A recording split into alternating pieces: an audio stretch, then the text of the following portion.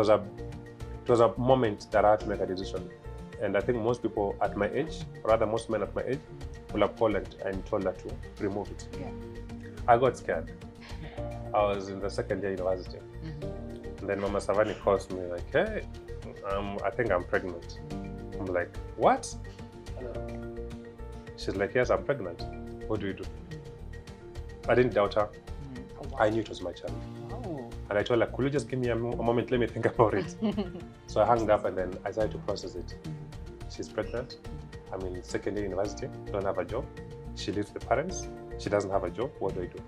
But I told her, you have a child, and I know it's my child. We will raise it. She's like, but I'm living with the parents. I'm like, I know. We will find a way to raise it.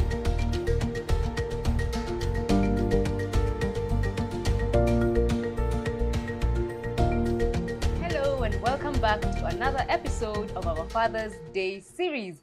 My name is Nema. I'm your host for today, and I'm joined by renowned businessman and internet personality Kennedy Rapudo.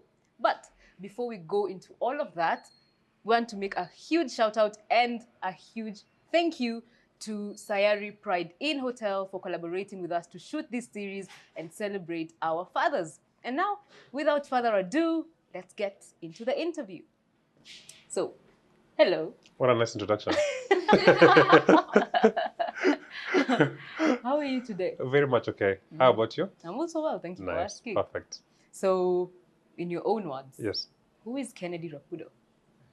I think you've already said much. A businessman, a father, a husband. Yes. Wow. So, let's start right from the start. Okay. Your childhood. My childhood. I grew up in South Nyanza, Uriri constituency.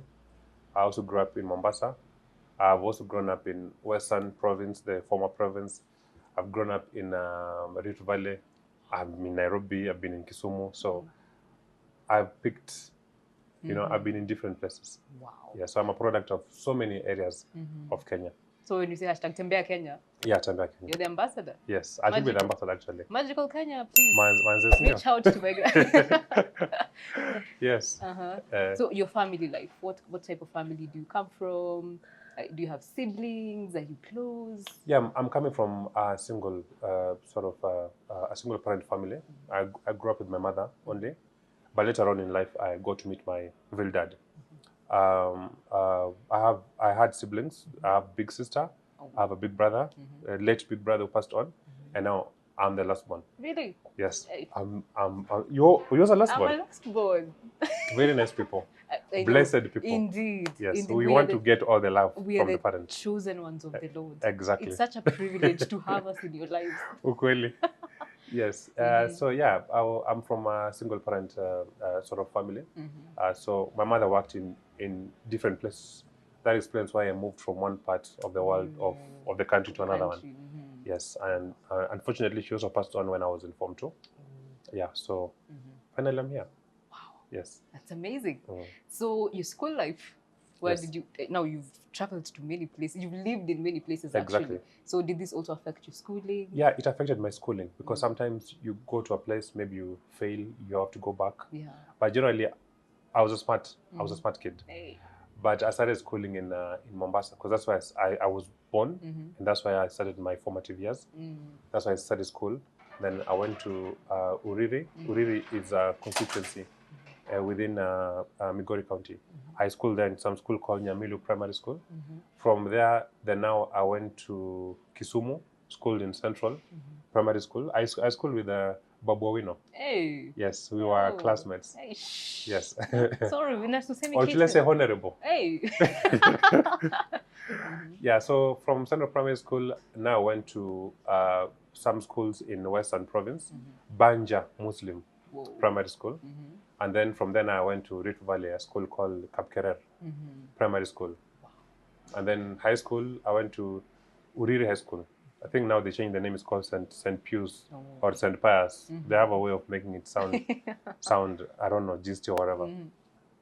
That's why I schooled up to Form 2. Then I went back to Kisumu. And then I came back, finished my schooling in a place called Kapkerer. Wow. And sorry, a place called in Satellite, Shilse High School. Okay. So that's where I finished. When I was done, I went to the University of Nairobi. finished University of Nairobi, went back to do my first master's at the same university, finished, and then went to USIU to do my second master's. Whoa. So that's about my schooling. See, I've been in different schools. Yeah. Yes. It's a whole item. I know. So what did you study in the university? Project planning and management for my first master's, Bachelor of Arts for my first degree, and then international relations for my second master's. So I've also done some bit of IT as well. Oh, wow. From Mount Kenya University. Multifaceted. Yes. Okay. You need a lot of knowledge in this world. Indeed, you do. For to survive, you need, like, yes, a bit of everything. So you're applying all these things? Yes, I'm applying them. Really? Yes. How? In the job that I'm doing, everything that I've done before, because I'm in tours and travel. Yeah.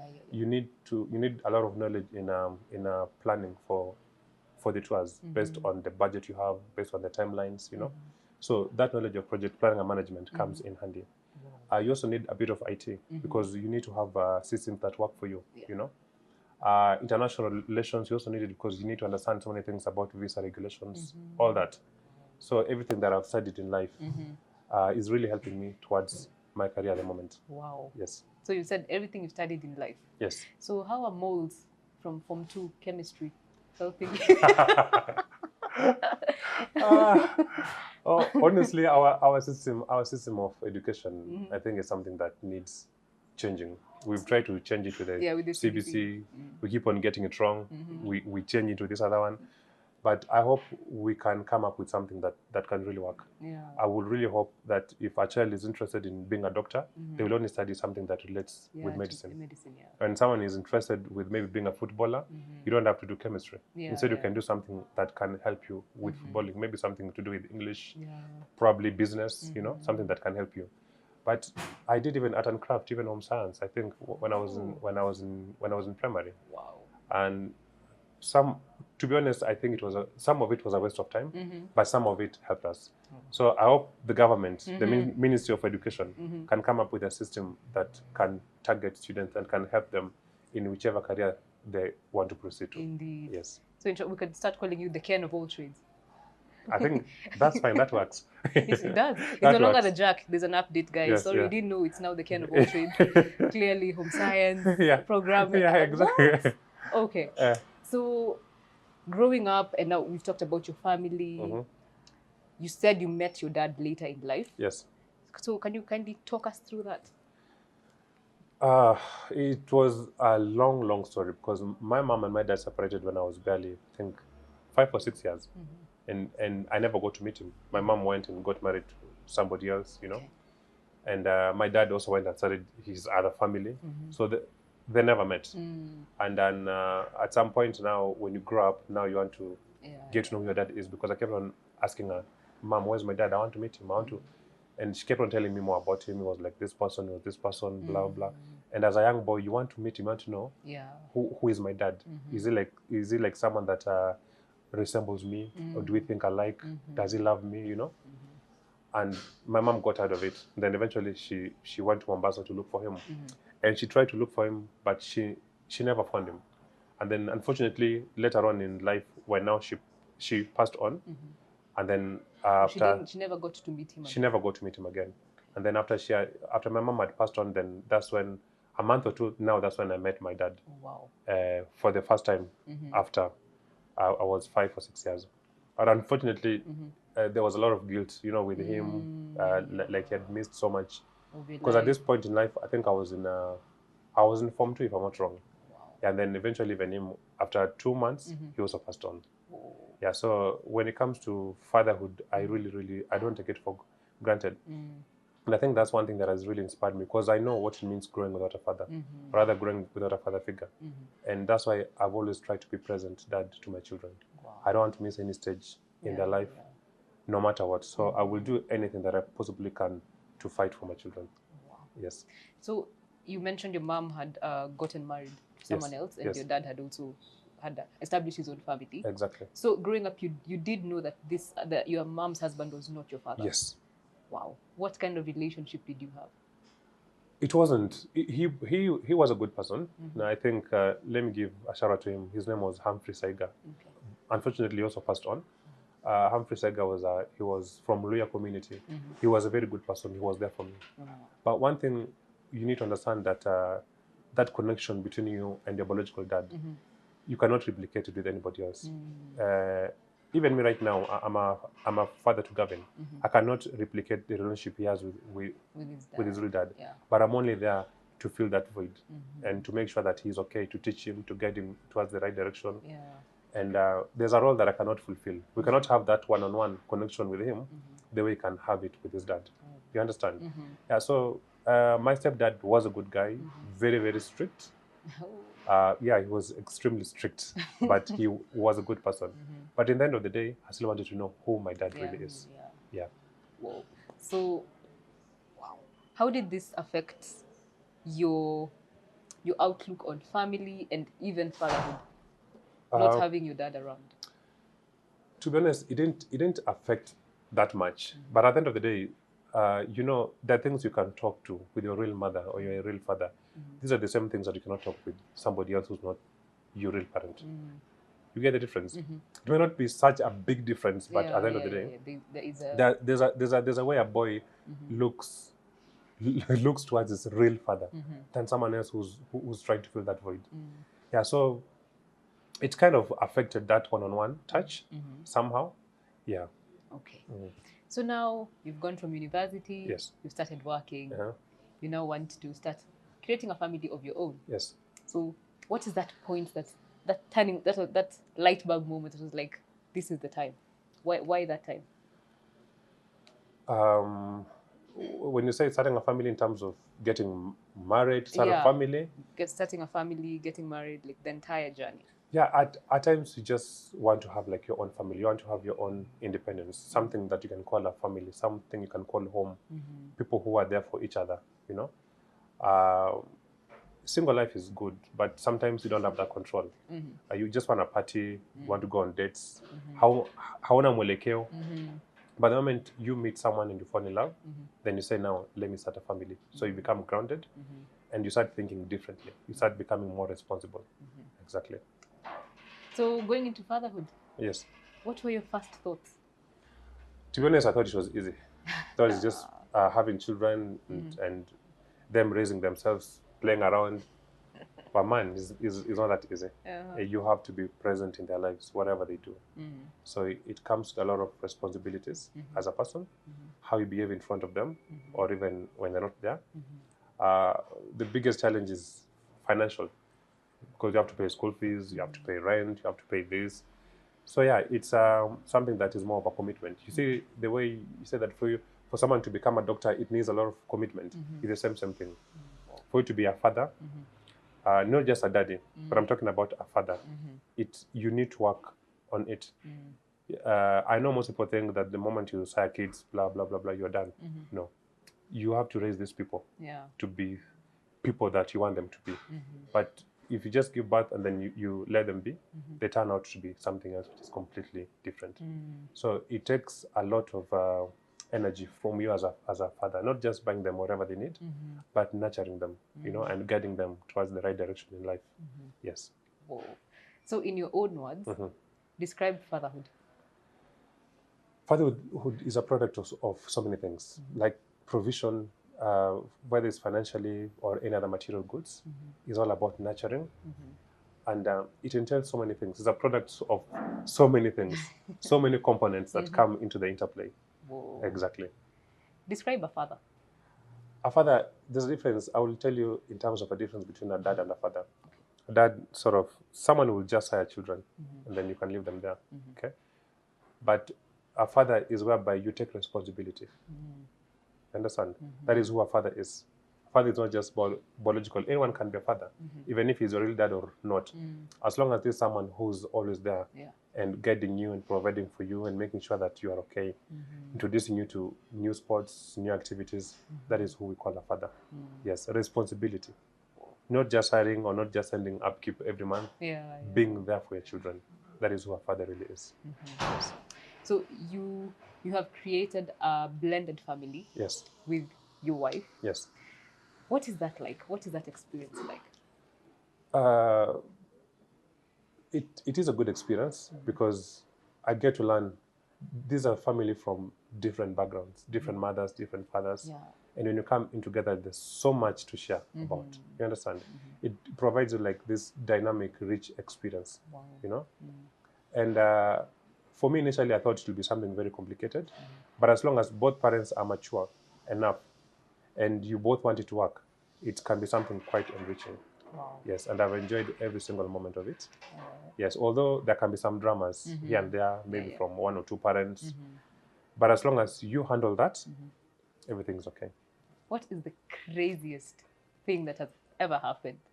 You know, coming with all this, with all the dynamics, what is the craziest thing that has ever happened? And you're like, wow, I never thought this could happen. I think most of people are well aware of the court process that I went through with my son, because I never knew that would happen, and it's something that I completely had an oversight. I did not factor it in because I thought it will be okay. This is my family, blah blah. My children can visit me, but now there was a scenario that was created sometimes back. I don't want to go much into it, and it made me now to go to court and seek justice. So yeah, such things do happen once in a while. But I think nowadays everything is at peace because we sorted it out, and now my son can visit me anytime he wants to visit me. So that was the only challenge that I had. From the side of my stepson, Gavin, we've never experienced any drama from the dad or whatever. For my daughter, Savani, we've also not experienced any drama from the mother. So I think what matters is the parents to look at what is good for the children. Yeah, for the children. You know, whether you're there or not, that's what matters. And then these children can grow in a happy family. How do you form this bond, this understanding with all the parents involved? Because you're all adults, you all have your own way of thinking, your own way of doing things. So how do you form a relationship that works? Communication. I always say communication matters the most. You have to talk to each other. You have to talk with your partner. Because at the end of the day, when two people meet, she has her own rules, how she's raising her son. I had my own rules, how I was raising my daughters. So communication, we say what really works. Can we adopt this style of parent? We see if it can work with everybody. Because if you come with your rules, I come with my rules, it may not work. It will bring a lot of conflict here and there. So as long as you communicate with your partner and you communicate with the children, and children will always have questions, you answer them. For us, it's about being open. We are open with each other. If there's an issue, we both open to it. We talk about it, whatever it is. And also, I've tried to build a lot of rapport between my children with my partner. You know, Oh wow! sometimes I ask her, take her to school, and then she takes her. Sometimes I take her son to golf. So we're able to build rapport through that. Yeah. We don't want them to feel as if, you know, in as much as I'm your stepdad. Yeah. For us, that does not even exist. We are a family. You understand? Yeah. We are a family. You both have your parents. If you want to see your parents, you're free to go see them if you're able to. So we've made it very open, very transparent, and we're honest with each other, and we communicate. Oh. Yes. And how do you cultivate this relationship between the children now? Children will always be children. You let them have like some common activities together. Maybe when you're going for go-karting, you take all of them. Because children are not like adults. Children are very honest. Yeah. They'll just start having conversation. They'll just talk on their own. And you let them figure it on their own. They will always be okay. Problem is normally with the adults. Adults, we are the ones who have, we come from a lot of historical backgrounds, you know. And if you bring this into interplay, then we'll always have issues. But children don't have that. Wow. Yeah. As long as they are there, they get used to each other, they're okay. They play together, they laugh, nini, and they just form that bond automatically. Yeah. So what will you tell a family that's about to become a blended family? What advice would you give them, especially a father? I think one thing we need to accept is that there's so many families there's so many single parent families. This is a generation whereby people break up at any reason. Maybe this one was snoring, I left him. And he has his own kids, I have my own kids. So it is something that is there. Because when you're growing up, our parents did not give that room for divorce, for separation. For better or for worse, you go back to your husband. In fact, if you're a woman and you ran away because your husband beat you, your parents will beat you and the brother will take you back. You know. So there was no room for a breakup. Now, our generation, we are people who are techno-savvy. We've seen so many things. And the world has become more of a global village, We watch a lot of series from USA, so we adopt a lot of different cultures. Oh, yeah, true. And also women have also become empowered. If you're with someone who you feel is not treating you well, you leave him. So we have young people who have children. Maybe a woman has 2 children and 1 child, men the same thing. So blended families will always be there, whether we like it or not. Yeah. And I think my advice is a child is a child. If you've loved somebody and she has a child, 1 or 2, a child, mtoto hana makosa yote, get together, love each other, and move on with life. Don't try to show any distinction between your own children with the other children. Okay. Raise them as a family, and everything works very well. Can you describe the moment you first found out you were going to be a father? How did you feel, and how did it change you? I got scared. I was in the 2nd year university. And then Mama Savani calls me like, hey, I think I'm pregnant. I'm like, what? Hello. She's like, yes, I'm pregnant. What do we do? I didn't doubt her. Oh, wow. I knew it was my child. Wow. And I told her, could you just give me a moment, let me think about it. So I hung up and then I started to process it. She's pregnant. I'm in 2nd year university, don't have a job. She lives with the parents. She doesn't have a job. What do I do? And then it was a moment that I had to make a decision. And I think most people at my age, rather most men at my age, will have called and told her to remove it. Yeah. Like, I don't have money. Let's just remove it. Yeah. But I told her, you have a child, and I know it's my child. We will raise it. She's like, but I'm living with their parents. I'm like, I know. We will find a way, we'll raise it. And I just made that decision. And at that point in time, I started looking for jobs, and I will think of anything that I can do that can get me money. And I became very responsible. So I think at that age, I started becoming more responsible. Yeah. And at some point, I started working with companies like the former, I think you've heard of Nokia? Yes. We did some projects with the Stanford University from USA. Oh, wow. And we traveled to different universities, including her university, carrying out research and whatever. So it made me to be very, very responsible because I knew that I'm going to have a child. I need to have money ready. Yeah. Yes. Whoa. So you just grabbed it by the I grabbed it. I say, you know what? It has happened. Yeah. Let me face it. Aborting is not an option. Yeah. We will, whatever. And I look at it up to now, and I think it's the best decision that I've ever made. I look at my daughter. She looks like me.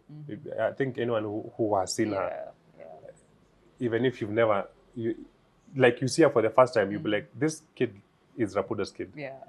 So I look at her, and that is one of my accomplishments in life. Like, I stood by her, and I said I will raise her no matter what. Yes. That is beautiful. What has been the most rewarding aspect of fatherhood for you? I think seeing your children turn out to be disciplined. Like, because I've seen kids who are spoiled, how they behave, And I look at my children and they're completely different. These are children that I can talk to and they can listen to me. They're not badly behaved. I've never been called to any school at oh, your son is misbehaving, your son has beaten another child, your daughter has done this. No. Wow. So for me, it's such an accomplishment for me because it means that the more I talk to them, the more I try to nurture them, the more they turn out to be more disciplined. Yeah. My daughter is a teenager right now, 13 years. My elder son, Gavin, is 14 years, and we've never had any cases of indiscipline. Yeah. So for me, that one, I don't take it for granted. Yes, I don't take it for granted. Were you an indisciplined child?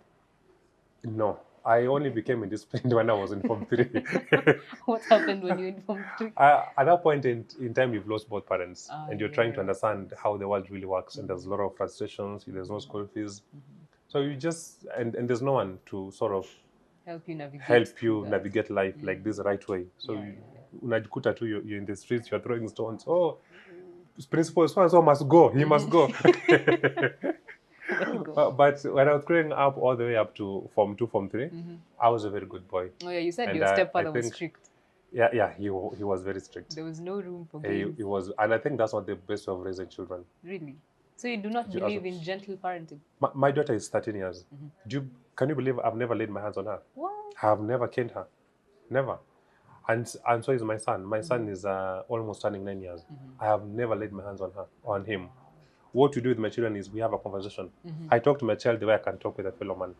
If he's doing something that I don't like, I ask him, sit down. What is your issue?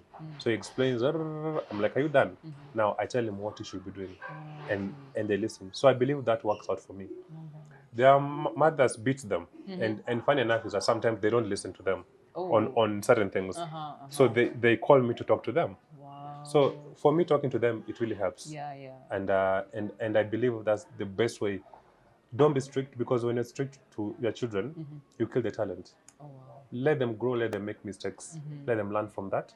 Your work is just to get them. Let them explore. Yeah, yeah. You know, when they explore, they'll find themselves. They'll know what they want to be, what they want to do. Yeah. But the more strict you are to, because we come from families whereby your parents were like, you must just be a teacher. Yeah. What if Yeah. I want to be a doctor? What if I want to be a footballer? What if I'm good at singing? The next What if I'm an Konate. acrobat? You know.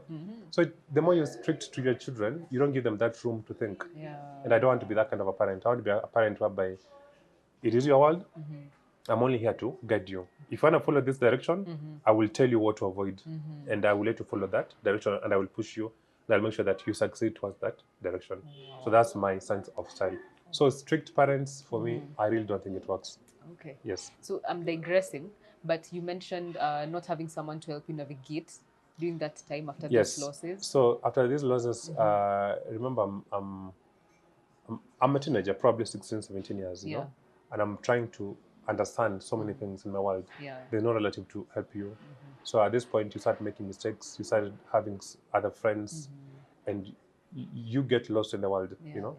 And for me, I will say that I did not have someone as a father figure or a parent figure to really help me, because I was going through so much, and there was no counseling sessions or whatever, you know. So you find yourself going through a direction which can be very dangerous. But I thank God I learned. I was always a quick learner. Made mistakes, learned from them. Made mistakes, learned from them, until I was able to finish. Went to university. So the world has been my teacher. I've learned so much from the world. And through the experiences that I've had from having a strict father, it made me understand what a good parent is supposed to be. And from not growing up with my real dad, because I know what I missed. And I will never want my children, especially my son, to go through that phase in life whereby a father is not present in his life. Because I know what they really go through. Yes. Yeah. Because I know how proud children are. Let's say, for example, the parents were supposed to come, and your dad comes, you know. Like for my son, I always see when I show up in his school, he gets so excited. He wants to introduce me to all his friends. My dad is here, you know. And you can imagine a child whereby you have a father, you know him, but he doesn't appear. And then your classmates are there showing off their dads, but can you really imagine what that boy goes through? Yeah. So I would never want my children to sort of go through that. I will encourage even other fathers, my fellow fathers, you know, no matter how rich you are, it's not just enough sending upkeep. You can buy them anything you want to buy them, but your presence, for me, if you ask me, your presence matters more than even what you send them, because children take so much from that. They learn so much from that. Yes. That is profound. So your siblings didn't help you navigate through the We loss? weren't very close with my siblings, because they were my step siblings. Oh, Of course, there was some rivalry as well. Like, we don't share the same father. Your father was like this, our father is like this. So we didn't have that rapport. Yes, we did not have that rapport. Yeah. And are you close now? Yeah, I'm close, not very close to my sister, but we communicate. Okay. She needs money, I send her. Yeah. So yeah, we talk, although we don't meet quite often that much. Yeah, but we talk on phone once in a while. Oh, okay. Yes. Your relationship has evolved. It has evolved over time. Okay. Yeah, but mostly, if she needs money, I always send her money. Hey, I want to be your sister. Where can I apply to be your sister? Okay. So as much as fatherhood can be rewarding, it can also be challenging. Yes. What have been some of the biggest challenges you faced as a father, and how have you overcome them? I think from the dynamics of a blended family, like I mentioned, the issue about But for example, if I will just pick about the court case, whereby my parenting style is different from my son's mother parenting style. Okay. And she felt that my son should not visit me. And I told you, I never grew up with my father. I would have decided, you know what, it's fine. If you want me to see him, I will not see him. Yeah.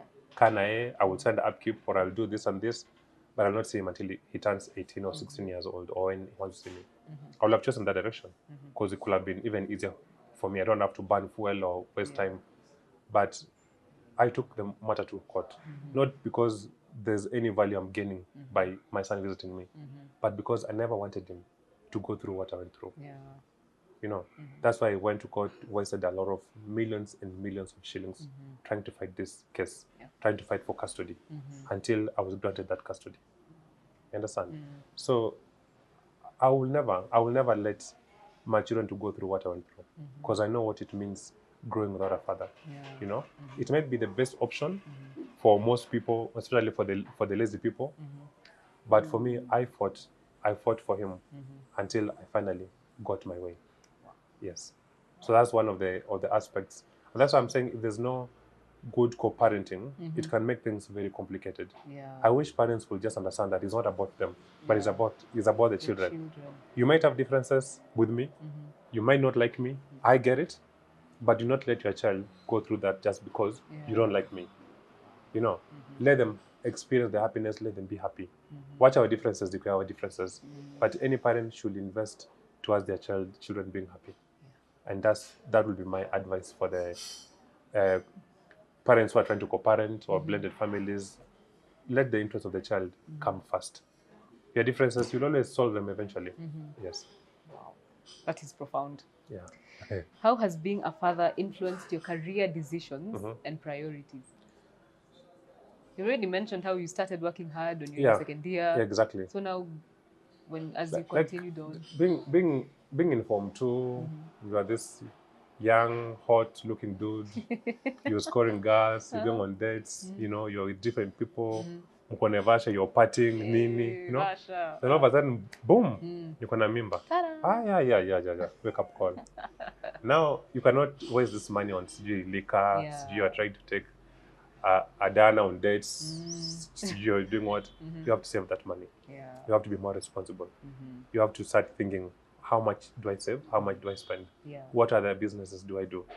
And I'm saying, I think me having my daughter when I was in Form 2, it made me to be more responsible, made me to be more hardworking, made me to be alert on how I spend, how I save, what bank account do I open, you know, so that at least your children can always have it.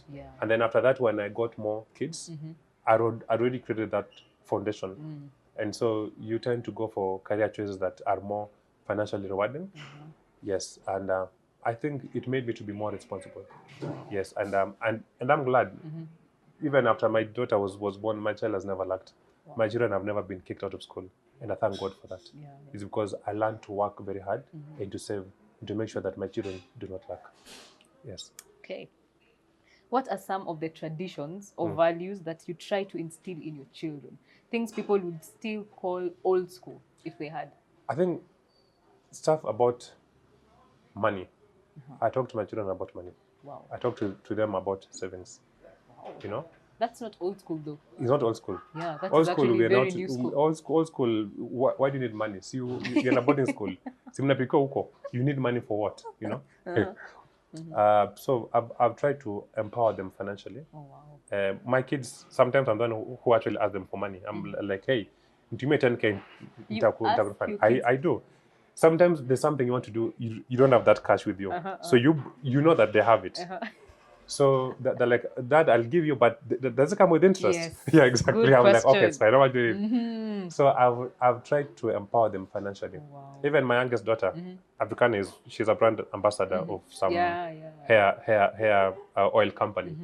And her mom opened for her own bank account, you know. Wow. So when she gets paid, the money goes to her bank. Oh my gosh. You know, when she grows big, now she can decide how she wants to use her money, or you can put it in any other facility that is income generating. You know, the same thing with these other children. They know what money is. I give you this amount of money per month. Ikisha, where you sort, you know. Oh my gosh. If I save it, you are good to go. So that's one of the values that I instill in the children. Two, I let them be who they want to be. You know, as a money, your parents know more than you think you know. Yes, yes, yes. So since I'm a teacher, Savannah, you must become a teacher. Obviously. You will teach science whether they like it or not. But with the children, we let them discover what they want to be, and they keep on changing. I think recently my son told me he wants to be a chef. Hey. The other time he told me that he wants to be Nini. He wants to be a bus conductor. Like he enjoys it when I'm Nini upside down. So I'm aware that this will keep on changing over time until Sasa now, when they're a bit grown, now they decide, you know what, this is what I want to be. My daughter started with the same thing. Nowadays she wants to be a doctor. Oh wow. Hata alianza na hizo za taka akuwe na saloni yake sijui nini blah blah. So mine is not to tell them it is wrong. What reasons? Why do you want to be that? And then they explain it. And then we are just there to support them. So when they change, we change with them until they become stable. Like, mom, or dad, I think I'm good in this. Then now that's why we support them. You've mentioned teaching a lot, so I assume your dad wanted you to be a teacher or your mom? Not really, but the villagers.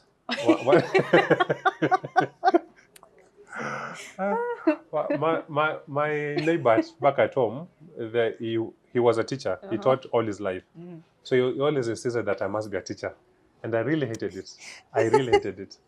Oh my God. So even at some point when I was done with the Form 4, you see that transition period, because us we will wait for 2 years before you go to university. I think you guys can go almost immediately or after a few months. Yeah, after like 5 months. As it was 2 years. Wow. So these 2 years, he told me, you know what, now that you're done with Form 4, I'll get you a primary school here that can teach. And so I used to go, for that 2 years, I used to go to a primary school and I used to teach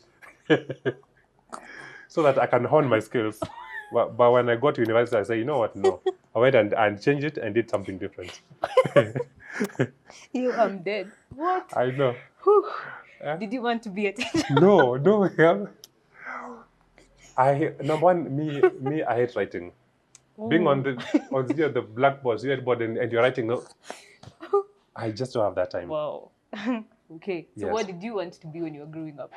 I wanted to be so many things. At some point, I wanted to be a radio presenter. Oh, really? Yes. You have a good voice, actually. Yeah. You can do radio.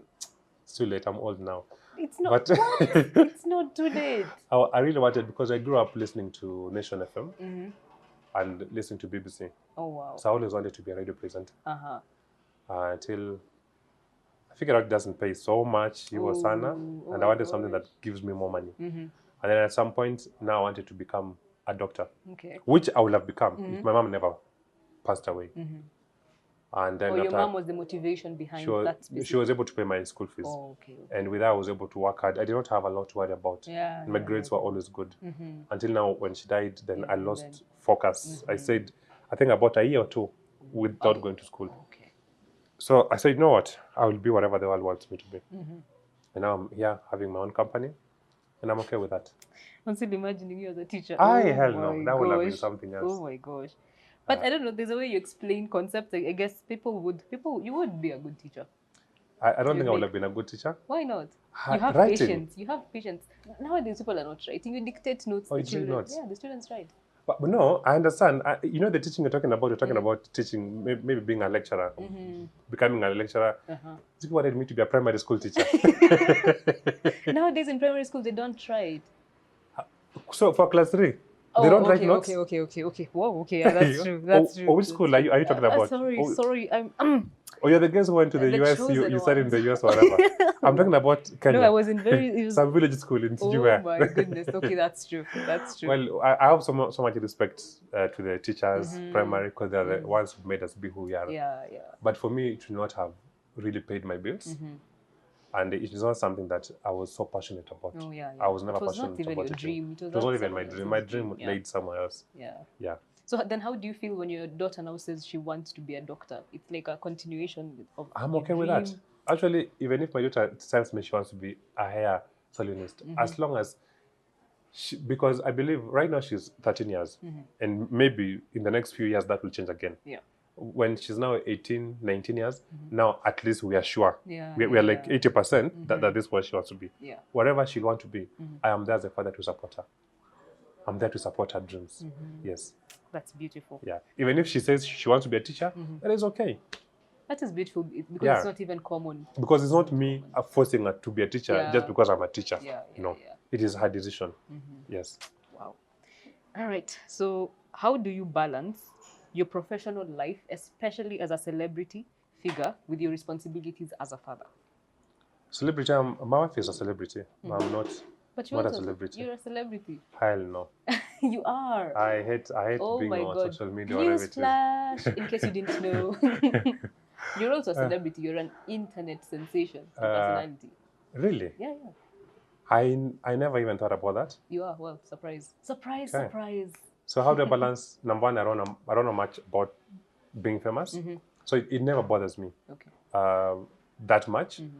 But now, when it comes to career, of course, I have to balance my career versus spending time with them. Yeah. Because we live in a world whereby there's so many bills to be paid, and you spend a lot of time working. But I always try as much as I can to set some time aside so that I can spend it with my children. Although it's hard, but I always try. Yeah, there's something called qualitative versus quantity. You know, you can be with your kids the whole day, let's say on a Sunday afternoon, the whole day, but you're just there on your phone. Yeah. That's more quantitative. Like at the end of the day, you say I've spent 6 hours with him. Much, yeah. I'm okay. Let me go home. Qualitative is what you do with that time. Yeah. The quality of time that you spend with them. Like, do you guys do homework together? Yeah. Do you guys go karting together? Do you have a conversation with them? Yeah. You understand? So for me, that is more important. My son lives in Ngong. I live in Syokimau. The distance between can be 1 hour to 1.5 hours, or even 2 hours. Yeah. So when I pick him, the music in the car is always off, and we have a conversation with him.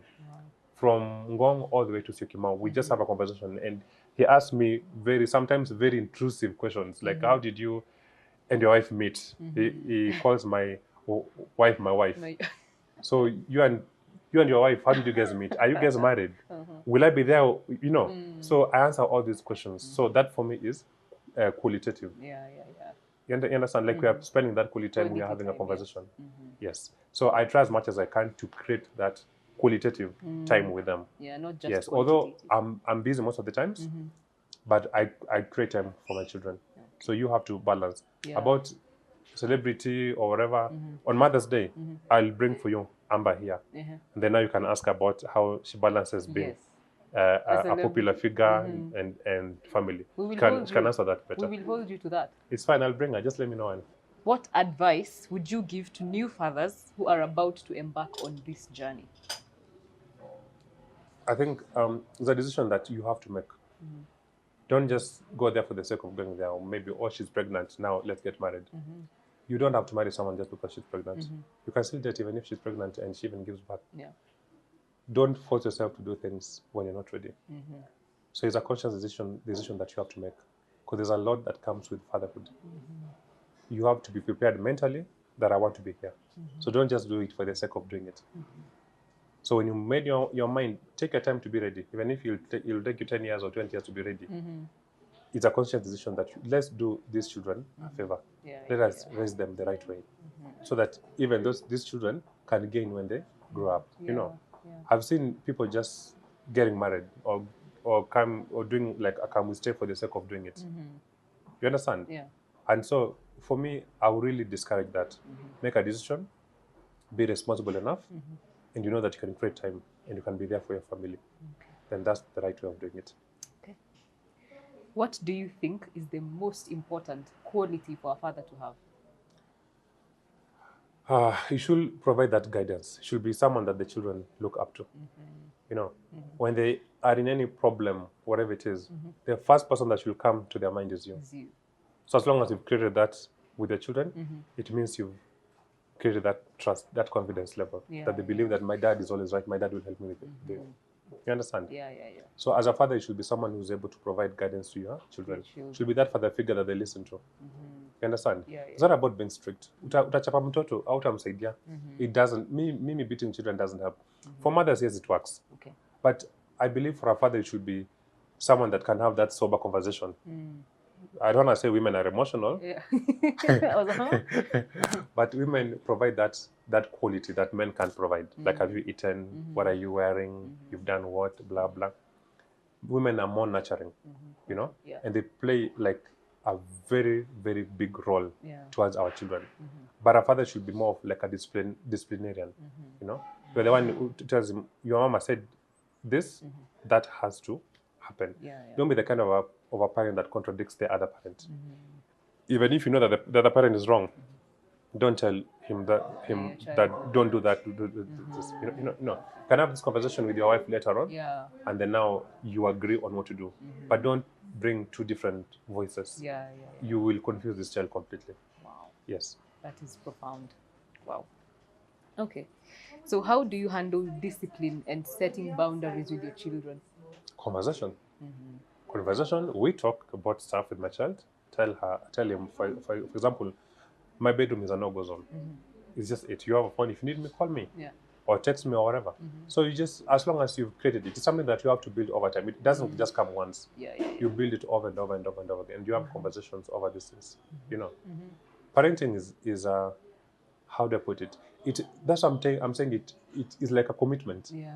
If you want to be a doctor, there's medicine that you have to study for 5 years. Yeah.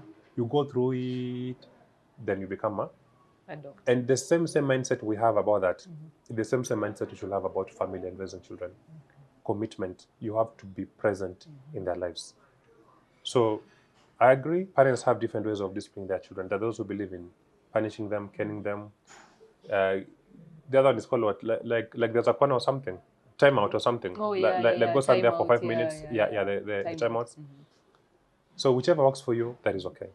But for me, the one that works for me is communication. Yeah. I talk with my children. My daughter, if she's performed bad, I'm like, you performed bad. Why do you think this happened? And then she tells me, Nini, blah, blah, blah. And then I'm like, do we do A, B, C, D? So we agree on something, and then that's what you do.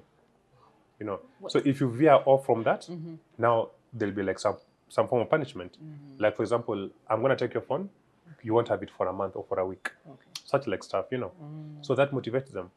About performing well in school, you tell them if you perform well, we will go for a trip, maybe in Dubai or in SA. Such things also motivates them. Yeah. Exactly. So there are different ways of parenting children. Yeah. You just have to pick which one works with you. Indeed. Yes, Indeed. but the one that I'm against is that being too strict. Like the moment you step in the house, your kids are afraid of you. Yeah. No. Yeah. I want my kids to be free, jump all over, you know. Yeah. Jump, whether I'm in the house or I'm not. Yeah. Your life should be your life. Live it the way you've been living it. Don't try to pretend to please me. No, just be who you are, you know. Yeah. If there's something you're doing that is wrong, I will, of course, let you know this is wrong. What strategies do you use to stay involved and connected with your kids, especially with a busy schedule? I feel like you've answered this though. You've talked about the quality time. Yes. But then you can tell us if there are other like specific things you do so that you can get this quality time. There are many activities that you do. My daughters, they have like their own activities. So sometimes I surprise them and then I show up Oh wow. from nowhere. Because I just want to, and when I'm with them, I try to be within their age. I don't try to be like that adult who's sticking his neck up. Like I'm there with you, so I'm like one of you. That way you are. It's the same when I'm playing with my daughter's 1 year. I don't play with her as if I'm like an adult. Yeah. We play dogs, cows, blah blah. So at that moment I'm just like you. Wow. And with that you're able to interact. Yeah, you know, at their level. you're able to interact. You're able to bring yourself to their level, and you can understand them way more. Yes. So what are some activities that you do with them? We love going for go-karting. My son, both sons, Gavin and Nate, loves go-karting. We also go with Savannah as well. Whenever my daughter wants to go swimming, we take as well for swimming. And so many other activities. We still go for movies. Every Sundays we go for lunch date as a family. So we've created so many ways that we can be together and we can talk and we can get to know each other, you know. Yes. Wow. Okay. Um, okay. Ooh. So, in your opinion, Mhm. how can fathers better support their partners in parenting? Like I said, have one voice. Don't have two different voices. Communicate with each other. If you see a child has done something wrong, talk to a partner. I'm like, hey, I'm thinking this kid has done this. What do you think? What do we do? And then you agree on something that you can do. Okay. So that if your wife makes this decision, you support it. Yeah, If yeah. I make this decision, you support it. It's something that we both agreed on. Yeah. I've seen scenarios whereby when one parent says no, the kid goes to the other and he says yes. Yeah. Oh. For us, that if she says no, it is a no. So, sometimes when they come, because they know that I'm the softest one, because my wife she's a bit strict, so they tend to come and like, hey, I was thinking I'm like, have you spoken to your mom? It's like, not yet. I'm like, go talk to her and then let me know what she says. So if she's okay, those are things that pertains to her. If it's okay with her, I'm like, it's fine. Wow. Go ahead and do it. Why is So it that's how you can support your partner. And then I let them to I like now with my daughter, I let my partner play a role, Oh, yeah. and I've let them create rapport. There are things that my wife knows about my daughter that I don't you even know, don't. Okay. and that is fine with me. Yeah, yeah, yeah. So even some of the things, let's say for example, Antaka in the salon, she talks to the mother, Yeah. Haniulizange, because the mother knows what she's supposed to be doing. Yeah. So I let them have their own moments, and that way she will not feel as if she's missing like the real mother in the house. Yeah, You yeah. understand? Yes. It's the same thing with Gavin as well. We go for golf with him, we go for go-karting with him, and we communicate. There's a few stuff I know about him that the mother doesn't know. Sometimes he can tell me stuff. He tells me don't tell them. Yeah. Of course, couples are the worst when it comes to gossiping. So we'll talk about it, but don't tell him that I told you this. Yeah, yeah, yeah. So it makes him feel like he has someone that he can talk to, Yeah. and his secrets are I see. saved. Yes, yeah, saved. Wish. I hope this party will not air because if you see the level, like, Oh my gosh, yeah. Hey, all this time. Okay, so mom knows all my secrets. Hey. So I'm wondering though, why is it that dads are always the good cops? Dads are the nice ones. They're not in trouble with the children. No, no. Because women are disciplinarians. In my house, my wife is a disciplinarian. Wow. But you mentioned your stepfather was the strict one, Yes. not your mom. My mom, in as much as she was strict, my mom was more Alexa's fair. Like she was a free human being. Although alikuwa anaitandika once in a while, but my stepdad was he was previously an army officer. So you can imagine You. the moment you see him coming with a nini. By jobo, you run in the house like you run in the house, mengia kwa bafu, mosha vumbi, and then you sit on your books. Yeye pia kwa mjinga. Yeah. Anasema, oh, so umesoma from page 1 to page 6. Anafunga page 4. So what is this one? My Why? gosh. Naambiwa shika meza na toa mshipi. My Ha! God. Apologies. Exactly. So I would never want to be that kind of a parent. Yeah. So in short, from where I'm coming from, the parents I've had, it has taught me on the parent that I should not be. Yeah. Whoa. You know? Uh-huh. Yes. But what are some things from their parenting styles that you now adopt? There are also some things that I also adopt. Number one, education for me is very important. Because my stepdad, in as much as alikuwa strict, he was very much into education. He wanted us to have that best quality education. And it's one thing that I've also adopted. My mother, the same thing. She really wanted me to go to good schools, have good grades. And it's the same thing about my children. I'm very, very particular about how they perform in school. That one, if there's an issue, we will never be friends. So, and I'll do everything, including hiring private tutors to come and help them on the weak subjects. Because for me, education comes first. Anything else can always follow. Yes. Wow. All right. So looking back, is there anything you would do differently as a father? There are so many things I would have wanted to do differently as a father. For example, I would have wanted to have children like with just one woman. I want to have all 4 children. But we live in different zones. Yeah. It's a world that is just broken at the end of the day. It's a system that is completely broken, you know? So it is what it is at the end of the day. But I would have wished, I normally say that I wished I just had one woman, I fell in love with one woman, and we had all these children, and we had a wedding. But those stories don't exist anymore. They only exist in the movies and the nice books that we used to read. Fairy tales. Yes, fairy tales. Okay. Yes. How has your perspective on fatherhood changed since when you first became a dad? I think it has changed in the event that I've had a lot of experiences from fellow fathers. I have friends who are fathers and they're doing a really, really amazing job. And I learn a few things from them. Of course, there are those bad traits that I cannot adopt in my family. So even reading from Parents Magazine, you learn so many things. Yeah. Reading from different newspapers or movies or whatever, there are things that you learn that you keep on adopting here and there. Yeah. Nobody is a perfect parent. I'm not a perfect parent, but I try as much as I can to make sure that I give them the best life and the best guidance that they deserve. Yes. I hope you've had reading from Parents Magazine.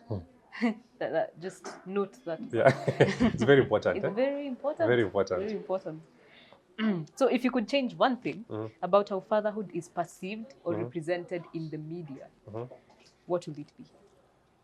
I think people think that parents or fathers are perfect. Really? No. We try, like even what we showcase, for example, like when you take a video, you've taken the children on a vacation, you are a perfect dad. No, nobody's a perfect dad. We all make mistakes. Okay. And I wish we could showcase some of these mistakes that you make so that other people can learn from it. Yeah. It's not always all rosy. We all make mistakes once in a while. You like fathers, you can forget a very important date. It happens. Yeah, so it's not always all rosy. We all make mistakes. I wish you could just learn from them. And I wish you could talk about them so that other parents can also learn. Yes. Yeah, then you can start talking about them. There's no need to wish. Yeah. You can make it happen. Yeah, maybe you can think about Absolutely. Absolutely, yeah. Well noted. Well noted. Yeah. we will revisit. Yes, we'll revisit that. Okay. So how do you incorporate technology and social media into your parenting? And do you have any tips for managing screen time and protecting your children online? Yes, number one, there's TikTok, there is Instagram. You can open for them under you. Okay. And with that, you're able to see how many screen time that they've had. Don't let them open it. Yeah.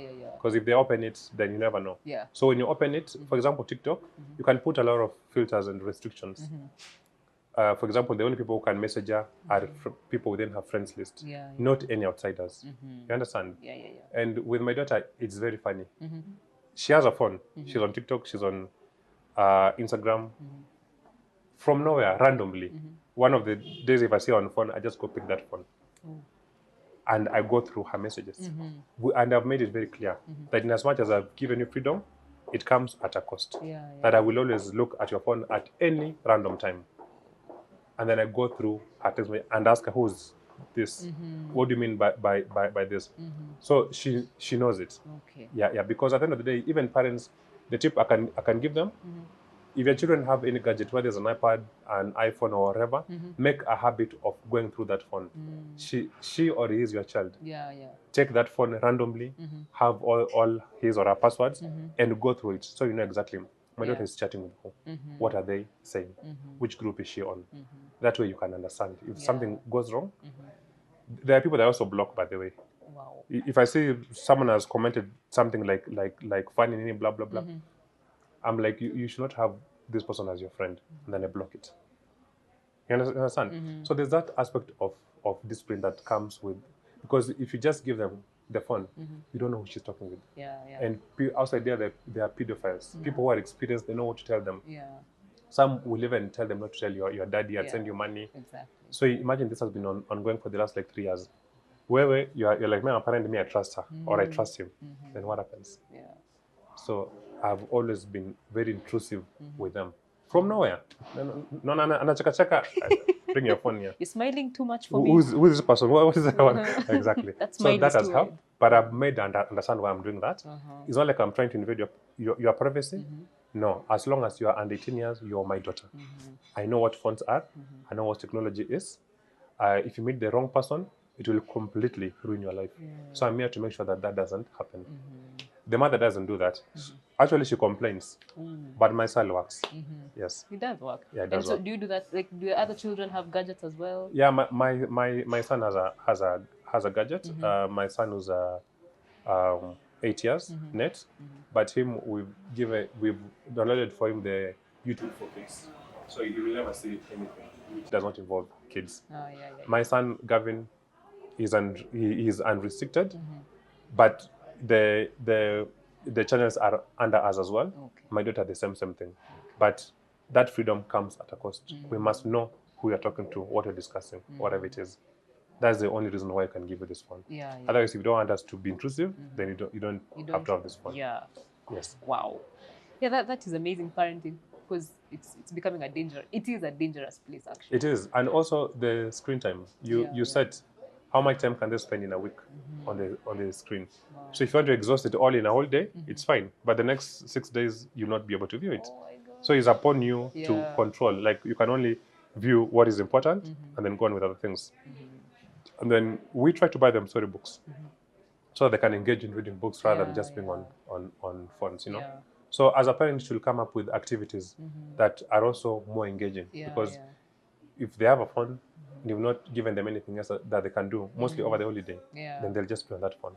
So at least give them a book. Tell them, how long do you think you take to read this book? I give you a week. So she'll try as much as she can to make sure that she engages in reading. Yeah, They're like book series. It's like 12 books within like maybe a given series. So they have like a timeline on how long they can read each, like in every week or every 2 weeks. So we take a lot of it means that they will not be engaging so much on the television or phones. They'll be trying to read the books as well. Are you a reader yourself? Yes. Really? I've always been a bookworm. Really? Yes. Oh my gosh, what's your favorite genre? Your genre? I'm more into like real life sort of events. Okay. I love books by Robin Sharma. Oh wow. I love stories about the monks. They teach a lot of things about discipline, you know. Yeah. So anything about, I'm not into sci-fi or and also I also love reading African literature. Really? They are very, very enriching. Who's your favorite African author? Chinua Achebe. Yes, sir. Anytime. Yes, Chinua is very creative. Yes, anytime. But there's so much. We need to have a conversation about this. Let's not digress I know. further. I know. We will. We should just create like one of these shows and then we just talk about books. Yeah. Yo, I agree. It's been said here on Parents. Yeah. You're all my witnesses. Yeah. This was a conversation we had. If it doesn't happen, you know who to hold accountable. Yeah, exactly. And it's not me. It will happen. Okay. Yeah. So can you share, how do you handle the pressures? Oh, sorry. Can you share any fatherhood hacks or shortcuts that help make parenting a bit easier? Number one, I'll still go back to communication. Communication makes things very easy. Don't see something and keep quiet. Communicate about it. Communicate with it. It will make your work very, very easy. You know, if you just learn to communicate, imagine all these issues we're having, you will not even be there. Most of the problems we have is because of non-communication or miscommunication. But as long as you can communicate, it works. It works. Even with the children, it works. Communicate. Mweke chini. Have a conversation. And don't try to dominate the conversation. Let them have that. Let them talk. As long as you communicate, things will be. For example, my son, whenever I would drop him back home, he used to cry uncontrollably because sometimes he didn't want to go back home.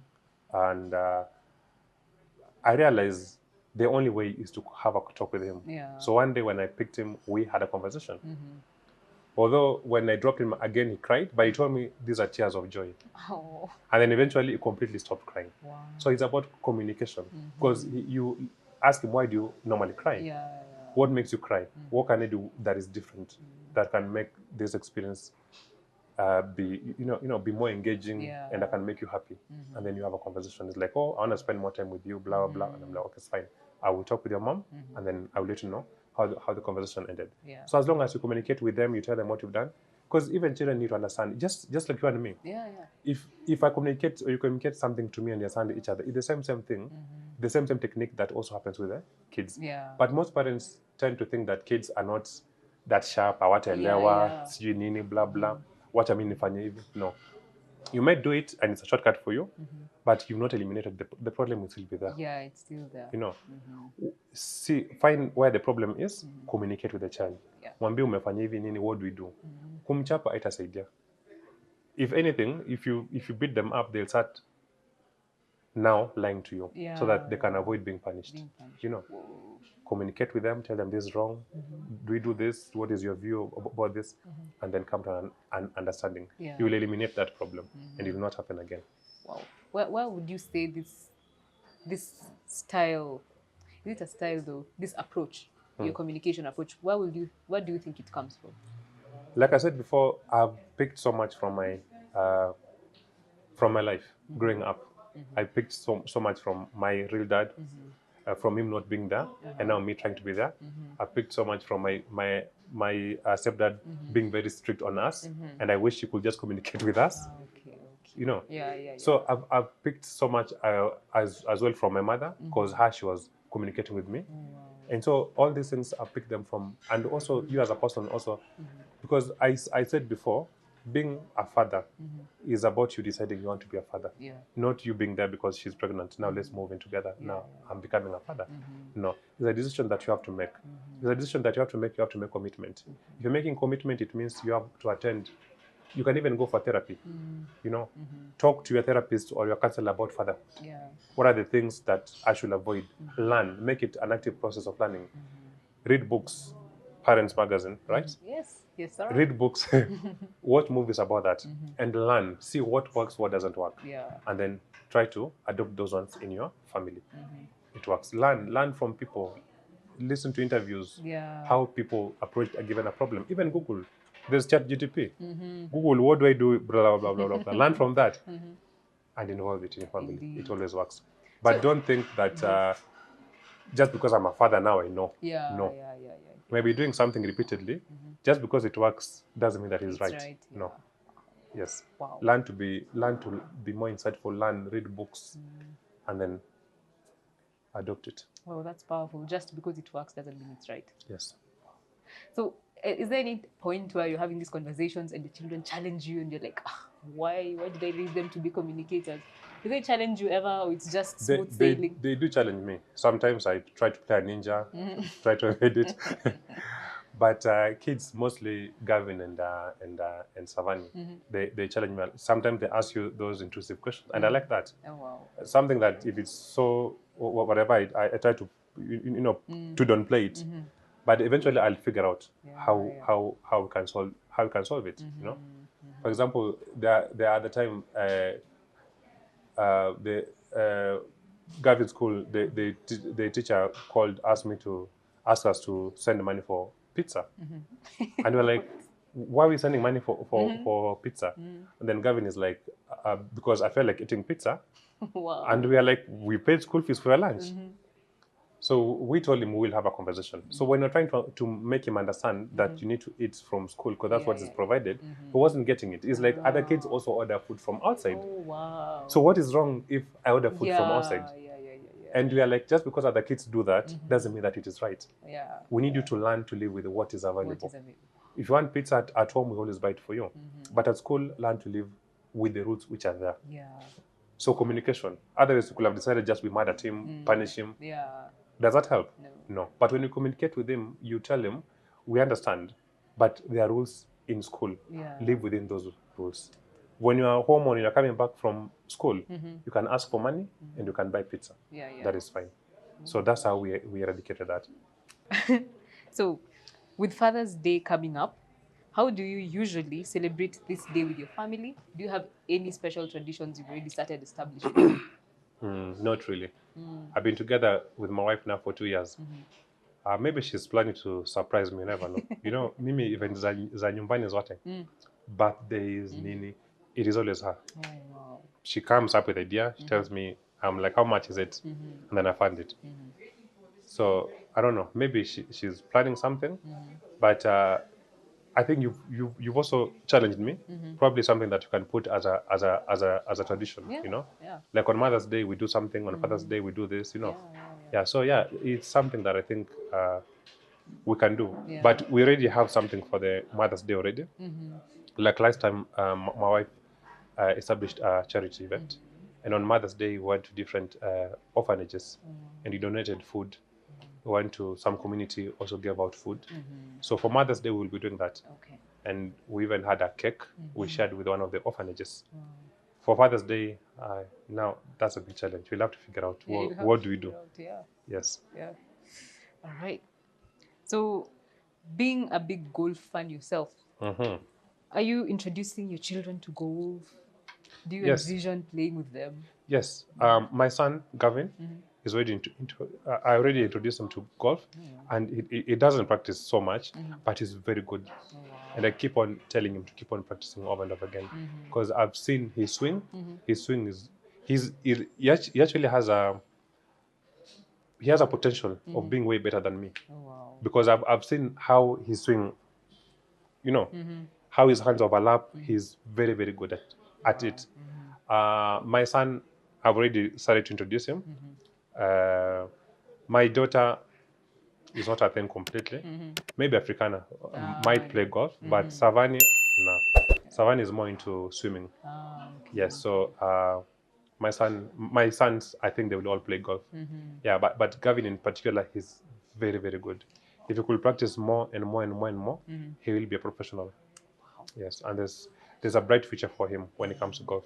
Wow. Yeah. That's beautiful. Wow. Parents who see talent and nurture it. Yeah. That is nice. That is rare. Okay, it's starting to become normal though. Yeah. So, what's the best piece of advice you've ever received about parenting, and from whom did it come? Wow. That's a tricky one, because I've had so many advice from, different people. I cannot pinpoint, but the best one, if I can think of, there's someone who has said that when you have children, small children, when they want to play with you, you as a parent, you must know when a child wants to play with you and play with them, because eventually they will grow up. Yeah. And like my daughter, who's 13 years old, and Gavin, whenever I try to sort of play with them, they refuse. They're like, oh, that's so gross, But my son, who's 8 years, or African, who's 1 year, they enjoy. Yeah. So what I advise parents is, because we have parents who are always on their phone. Your child is there, but you're always on your phone. Have that ability to see when our kids want to play with you. Maybe nakuletea ball. Get out of your comfort zone and play with them, because it ends eventually. So enjoy spending that time, because everything has a stage. Enjoy playing with them. Back up point by now they're grown, now they're okay, and that's fine. So do not miss that opportunity of playing with the children. Okay. Don't miss it. Wow. Yes. Okay. So now, please face which camera? This one, eh? Yeah. Okay. And share a message to fathers for Father's Day. Wow. I wasn't prepared. I think to the fathers, I think you guys, most of you have done an amazing job raising their children and being good fathers outside there. I know most of the times we don't get appreciated, but that doesn't matter. Not all heroes get mentioned at the end of the day. Keep on doing what you do. And my advice or my plea to you guys is to try even more and be there. You might have differences with your wife or your partner, but the children are always innocent. Play a role in a child's life. Be a present father, not just the father that gives money here and there, but play a big role in the lives of the children. One day they'll be appreciative for that. And for that, I wish all the amazing fathers a happy Father's Day on the 16th. Well, that has been our interview with Kennedy Rapudo, a renowned businessman, internet personality, but importantly, husband and father. And not to forget, he's also a huge Arsenal fan. Yes. So thank you for making time for this interview. Dan, why are you hating? Thank you for making time for this interview. Really appreciate it. Do not forget to like, share, comment, and subscribe, and watch all the other videos that are part of this series. And finally, huge thank you to Sayari Pride in Westlands for allowing us to shoot in this place and for collaborating with us to shoot this series and celebrate our fathers. Goodbye.